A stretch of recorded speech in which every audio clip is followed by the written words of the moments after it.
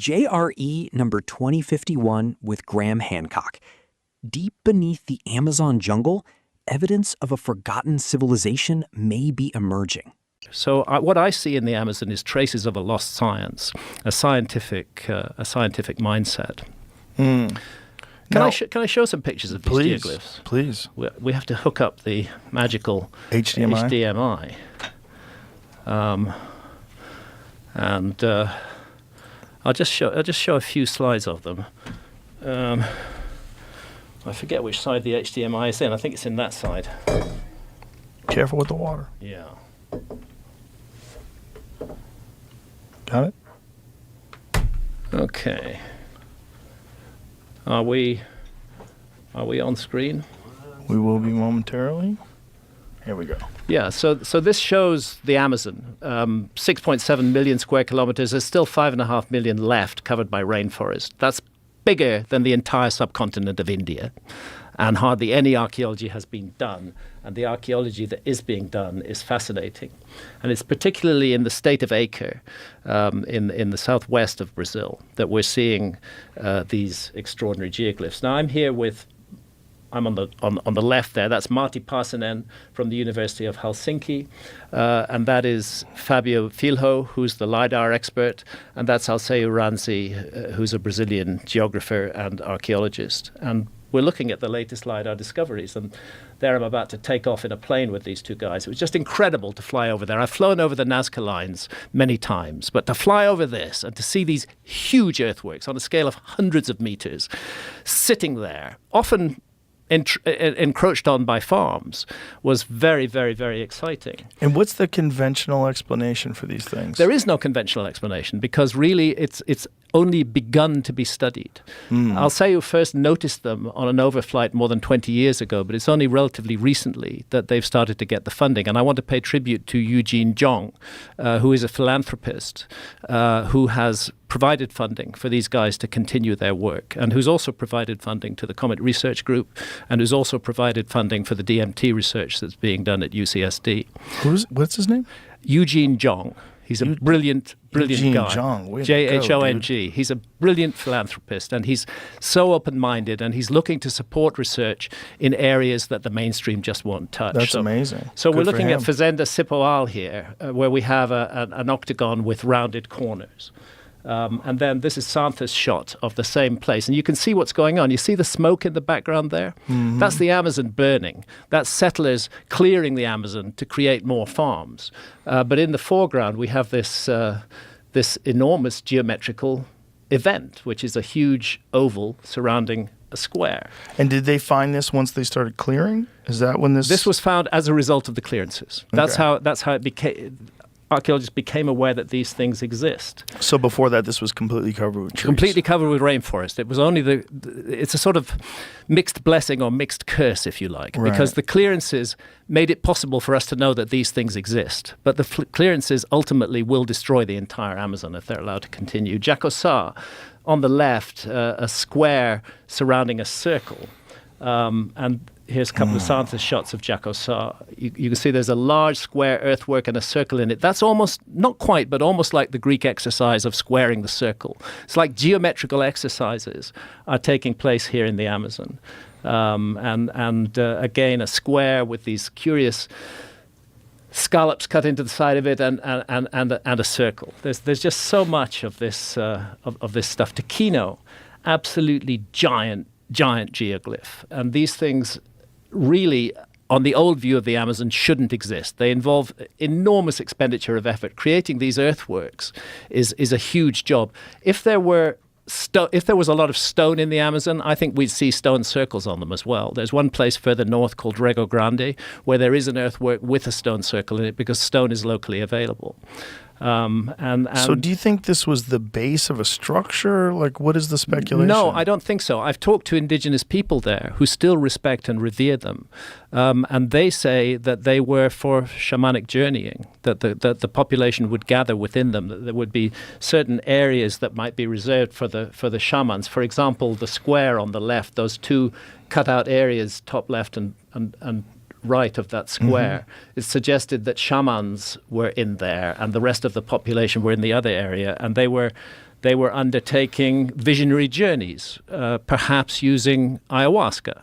Of course, the Amazonian peoples are experts in the properties of indigenous plants. So this is their folklore, or this is their story? Yes, this is the story of indigenous so that's indigenous what they people. say, I talked to an Apurina elder, and he said, we don't know exactly why these places were made. They were made so long ago, but we respect them, we revere them, and we think that they were used by shamans in the distant past. So they were aware of them before the clearing and everything? Yeah, they were aware of them before the clearing, and they revered them. Yes, they used them, and they still have community gatherings in them. No, yep. They weren't a base for structures. I'm drawing attention here to Severino Calazans, this large square on the left there, which has coincidentally the same footprint as the Great Pyramid of Giza. It just shows you the size of that enormous earthwork.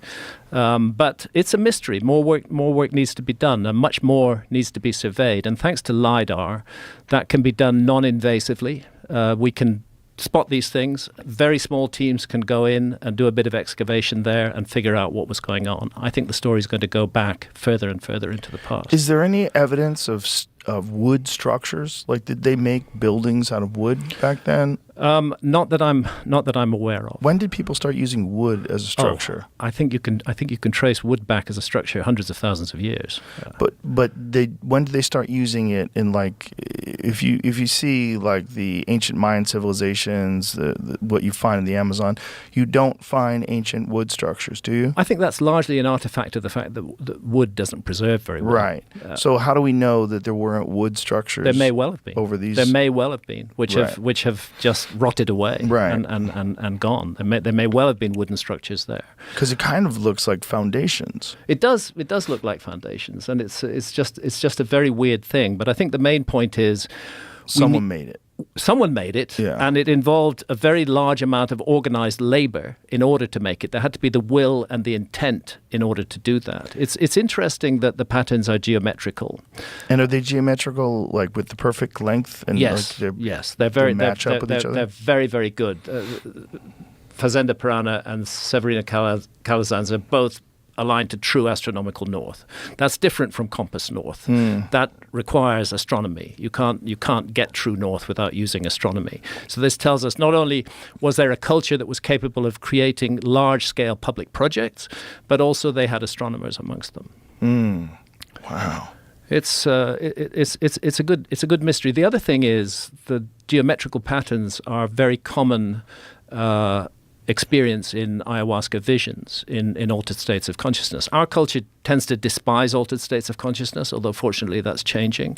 But in the Amazon and many indigenous cultures, they're regarded as extremely important, that we can't confine ourselves to the everyday wide-awake state of consciousness that requires us to interface with the physical world. There are other states of consciousness which are also valuable and which bring teachings. And it's just one of those facts that most people who drink ayahuasca, most of the time, some point will experience geometrical visions. So there's a question: is there a connection here between the use of ayahuasca and the geometrical patterns? There's a huge rock wall has been found in the Colombian Amazon, Serra de la Lindosa, which I'm hoping to get to this year.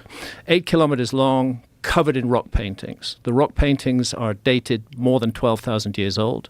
They show extinct megafauna. They show giant sloths which went extinct during the Younger Dryas, for example. And they also show the kind of entities that are seen in ayahuasca visions. They show the same sort of patterns, the same geometric patterns that are seen in ayahuasca. So there's a sense that... Do you have any images of this place? Serra de la Lindosa. You're connected to the... Yeah, I don't have images of La Lindosa on here. Oh, maybe you could Google it. But if or give the plug back Yeah, I'll to take Jamie. the plug back. I was trying to Google it and I didn't find anything. And I might have spelled or guessed wrong on Serra. How do you spell it? De la La Lindosa. La Lindosa? Yeah.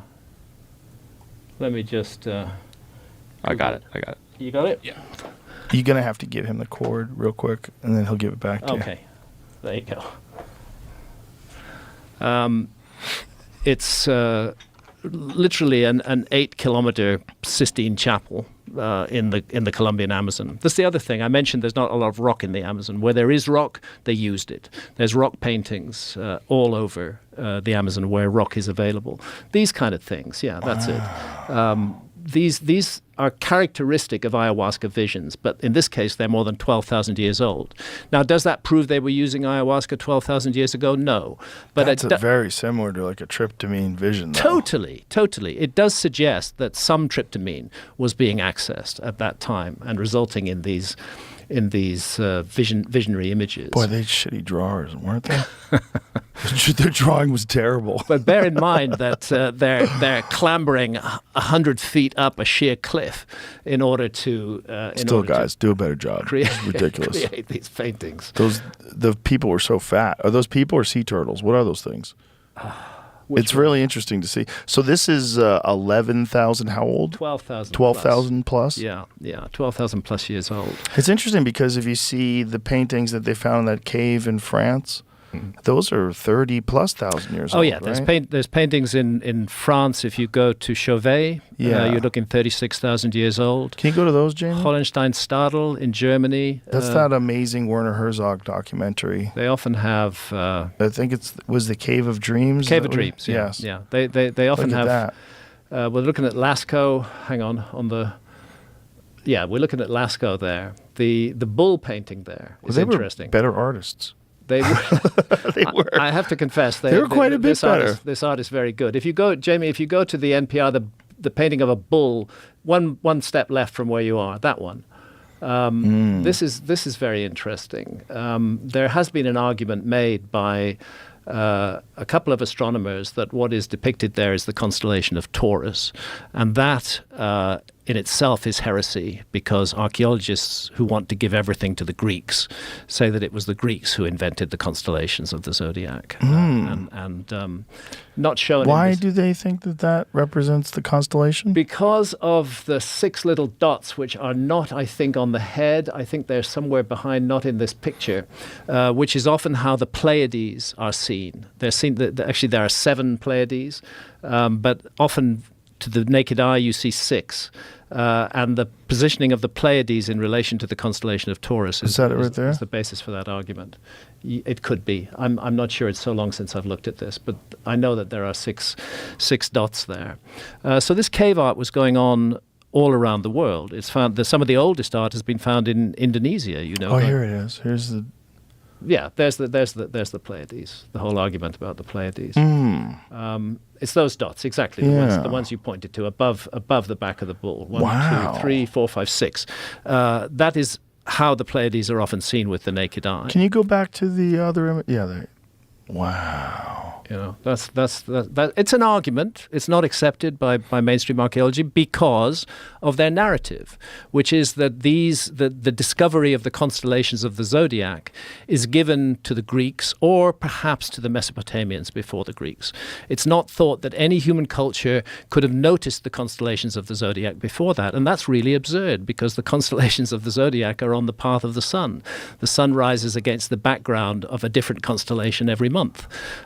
And how would the ancients have missed that, especially since the skies were an ever-present phenomenon to them in a way that they are not to us. Right. We're cut off from the skies by light pollution, but the ancients were not. What a fascinating concept that they knew about the constellations 30+ thousand years ago. Yeah, and I believe they did. And we see that again in Göbekli Tepe, in Pillar 43 in Enclosure D.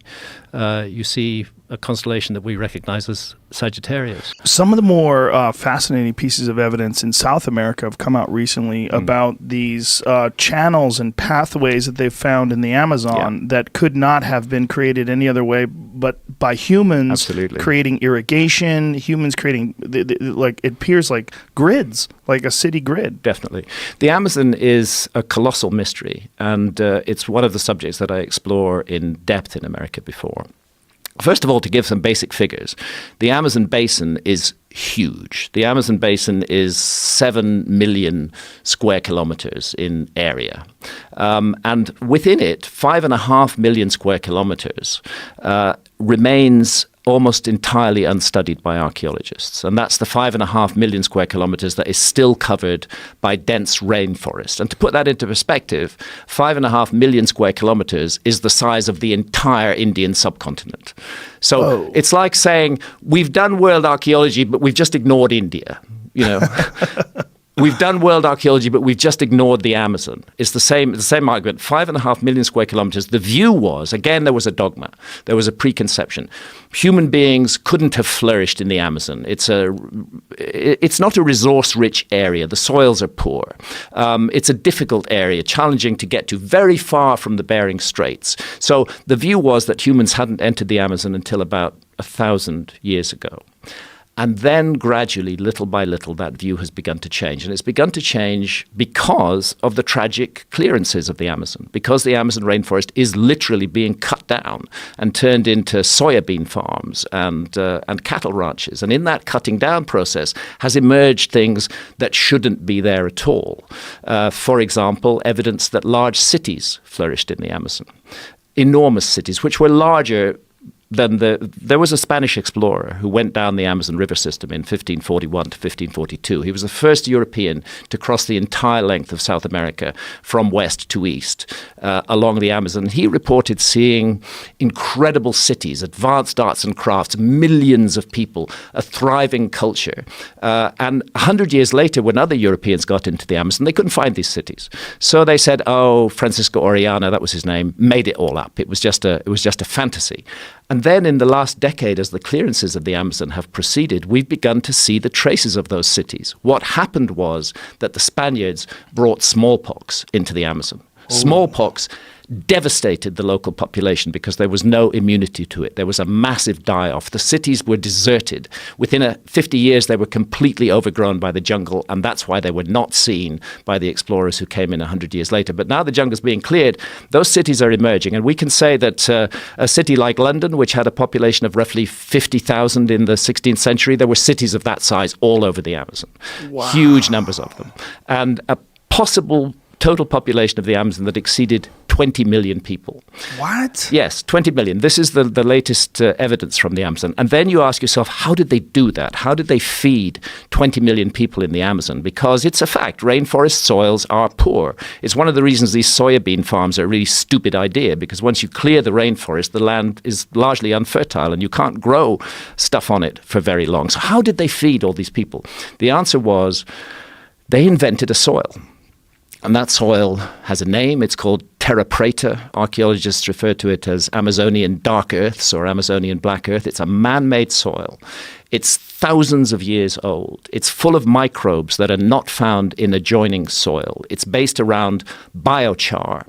And you can take a handful of 8,000-year-old terra preta and you can add it to barren soil, and that soil will instantly become fertile. It's highly sought after in the Amazon, and it explains how they fed these people. There was science in the Amazon. How did they create this? Well, this is something that's not understood. It's still not understood by soil experts to this day as to how that was done, but it's one of many intriguing pieces of evidence of much higher development in the Amazon that it has been given credit for, and of a kind of science in the Amazon. Jamie's got an image of it up there. So this is it? This is terra preta, yeah. Exactly, wow. Exactly. And so was that done by burns? Did they use controlled burns? They did.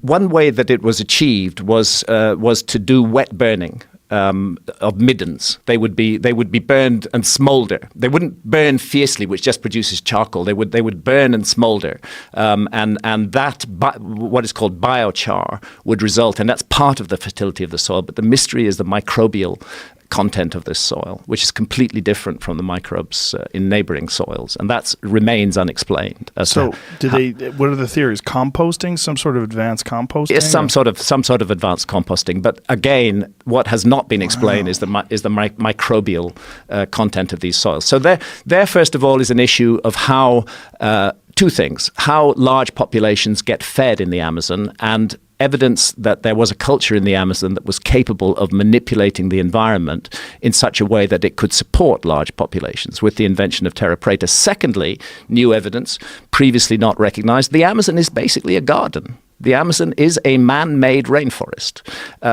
there are certain trees like Brazil nut trees or the ice cream bean tree, which are food crops, which are very, very valuable, and they dominate the tree regime in the Amazon. They're what's referred to as hyperdominant species. In other words, people living in the Amazon over thousands of years selected certain trees, which they then cultivated and grew. So the whole thing is not simply a wild, pristine rainforest. It's a very ancient man-made environment. And emerging from that man-made environment, as well as evidence of large cities, large populations, and this mysterious dark earth, are huge geometrical structures. And again, I go into this at length in America before because I love this mystery. We have in the UK structures that are called henges. I live in the city of Bath, and about 30 miles away there's a beautiful site called Avebury and another more famous site called Stonehenge. And what a henge is a ditch which has been dug deep, and then an embankment has been pushed up outside the ditch. When people first saw these structures, they wondered if they'd been built for defense. But then it became obvious they hadn't been built for defense, because if you want to create a moat, you put it outside your embankment, not inside your embankment. So a henge is an earthwork which consists of a deep moat with a large embankment outside it. And it can be circular, it can be square, and in the UK and other parts of Europe, it often contains stone circles, megalithic stone circles as well. But the henge itself is entirely an earthwork. What we find in the Amazon are thousands of henges that are now beginning to emerge from the cleared area of the jungle, and others that have been identified for the first time with LiDAR. LiDAR technology is being employed in the Amazon. It's non-destructive. You can see what's under the trees. What is LiDAR? Light imaging and detective radar. They bounce laser beams down into the jungle. There's a whole pattern of them. You need helicopters, and but it doesn't damage the rainforest. And you can strip away and see what's there. If this isn't too much of a diversion, let me give you the example of Guatemala. Guatemala is a small country. If I remember correctly, it's not much more than 100,000 square kilometers in size.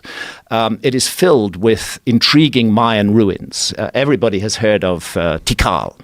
What archaeologists didn't know was that literally within walking distance of Tikal, surrounding that whole area were more than 60,000 structures that they hadn't identified. And these have all been identified by LiDAR in a country that's just 100,000 kilometers in area. So you have to ask yourself, in that 5.5 million square kilometers of the Amazon, if LiDAR technology could be applied comprehensively, what would we find beneath there? And the evidence already is extremely tempting and extremely tantalizing. And I'm intrigued by these huge geometrical figures, which involve primarily circles and squares. And they are classic henges in the sense that they are deep ditches surrounded by huge embankments. They're extremely geometrical. For example, you can find an octagon surrounding a square. At a place called Jacosá in the Amazon, you can find a square perfectly enclosing a circle. Now that is an exercise called squaring the circle that our academics have given to the Greeks. They said the Greeks were the first people who performed that exercise. But now we find in dated sites in the Amazon that this was being done in the Amazon long before the Greeks. What are the dates? The earliest dates that have been found in these sites now are about 3,500 years old. About 3,500 years old. But the evidence is that the sites have been constantly remade. And what intrigues me is what remains in that 5.5 million square kilometers that has not been investigated yet. We are just, I think, looking at the edges of a mystery. The archaeologists involved, who are mainly from Finland and also from Brazil, feel the same. Their estimate is that there are thousands of these structures remaining in the jungle, and they're open as to how old they may ultimately prove to be.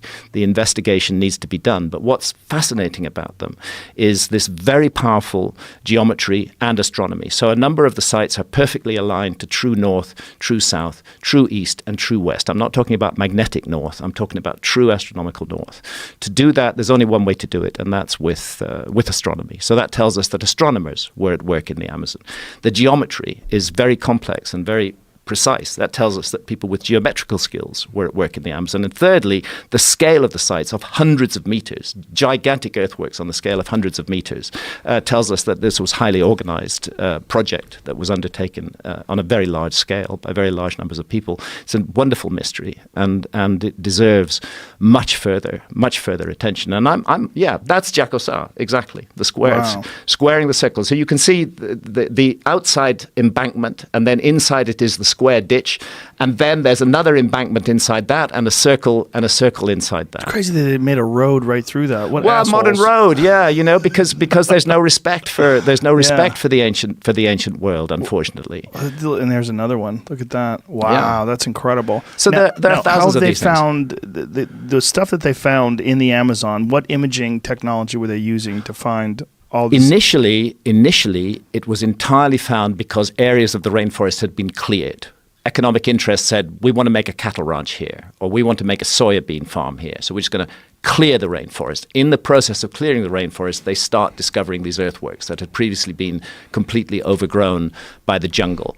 Then the next step was to say, what could we do to find out more about this? Obviously, they don't want to destroy more jungle, and luckily we have a technology which is LiDAR, as I mentioned, which uses radar. And using LiDAR, they've been able to identify many more of these sites, and then to get to the sites without destroying the jungle, and to begin excavations on them, and to find that they go back, in the cases of the ones that have been explored so far, at least 3,000 years.